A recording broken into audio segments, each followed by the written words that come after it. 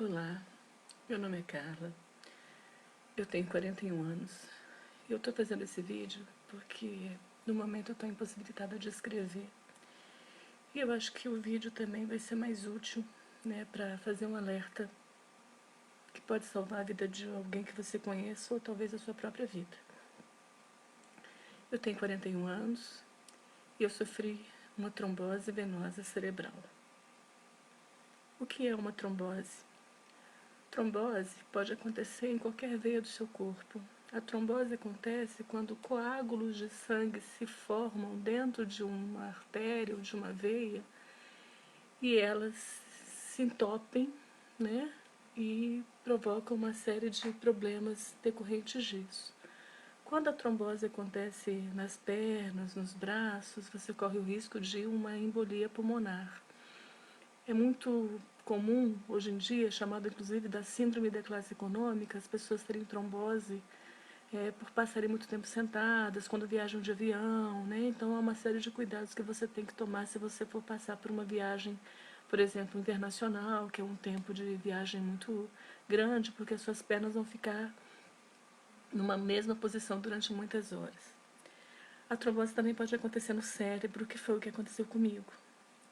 Eu tive uma trombose cerebral nos seios transverso, sigmoide e sagital, o que provocou uma hemorragia cerebral, uma hemorragia chamada hemorragia subaracnoide na convexidade parietal esquerda.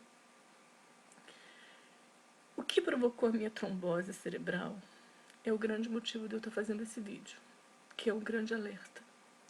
O que provocou a minha trombose cerebral foi o uso de anticoncepcionais.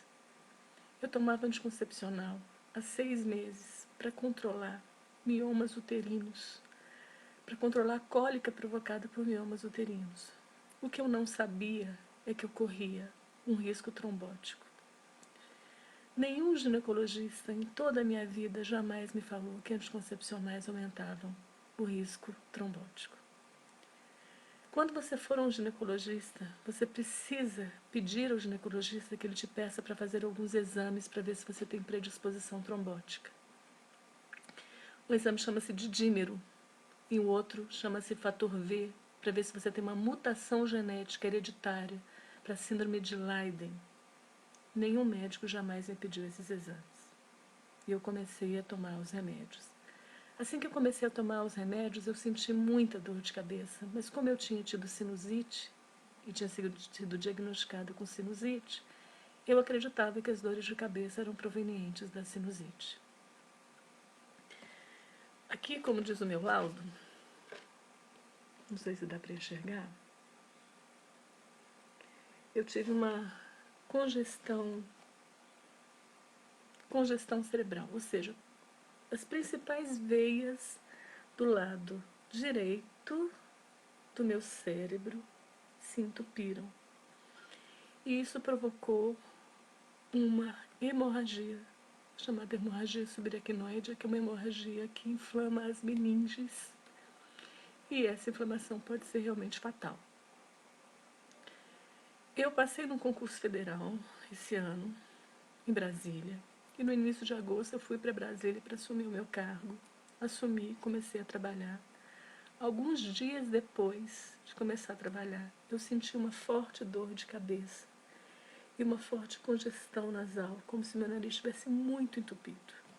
Imediatamente eu procurei uma otorrino lá no hospital particular em Brasília. E ela me disse que era possivelmente uma crise alérgica e me receitou anti-inflamatórios e eu fui para casa com a medicação. No dia seguinte, a dor de cabeça aumentou consideravelmente. E no fim do dia, eu comecei a ter diplopia, que é uma visão duplicada. Nós procuramos auxílio médico, nós ligamos para o médico e o médico me disse para suspender o remédio que eu estava tomando. E assim a gente fez. Na manhã seguinte, eu acordei sem enxergar absolutamente nada. E aí, eu fui para o hospital em Brasília, passei por 3 neurologistas. Fiz 2 tomografias computadorizadas com contraste. e fui diagnosticada com uma crise de enxaqueca e uma crise de estresse muito grande.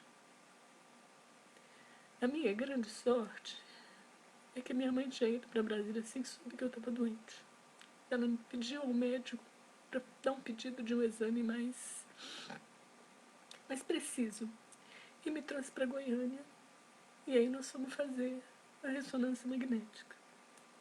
Na ressonância magnética deu que eu estava com trombose venosa cerebral. No consultório do médico eu tive uma crise convulsiva e fui internada às pressas no Hospital Santa Helena. E comecei a terapia de anticoagulação. E com as injeções de Clexane, que é uma injeção que a gente toma na barriga, para evitar que você tenha uma embolia cerebral. E para tentar conter a hemorragia. E graças a Deus a hemorragia foi contida. Eu não estou ainda fora de perigo. Esse tratamento é um tratamento longo. Eu vou ter que tomar anticoagulantes por no mínimo 1 ano e, dependendo dos exames que eu estou fazendo, talvez para o resto da minha vida. E tudo isso podia ter sido evitado se eu tivesse feito os exames para saber se eu tinha risco trombótico ou se eu tivesse sido alertada para o uso de anticoncepcionais. Para vocês terem uma ideia, no Canadá, há 23 mortes associadas ao anticoncepcional Yasmin e o Yas. Eu tomava Yasmin. Nos Estados Unidos, há diversas mortes associadas a esses anticoncepcionais por meninas de 20 anos, com meninas de 18 anos. Na França, o Diane 35 é proibido pelas agências de controle de saúde franceses. Eu não entendo porque no Brasil a gente não tem informações mais precisas sobre isso. Eu não entendo porque os ginecologistas não te alertam sobre o risco de você passar por um problema tão sério como esse. Trombose cerebral, trombose venosa profunda matam.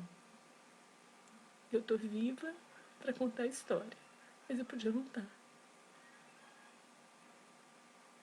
Por mim, essa informação devia vir estampada na embalagem do anticoncepcional.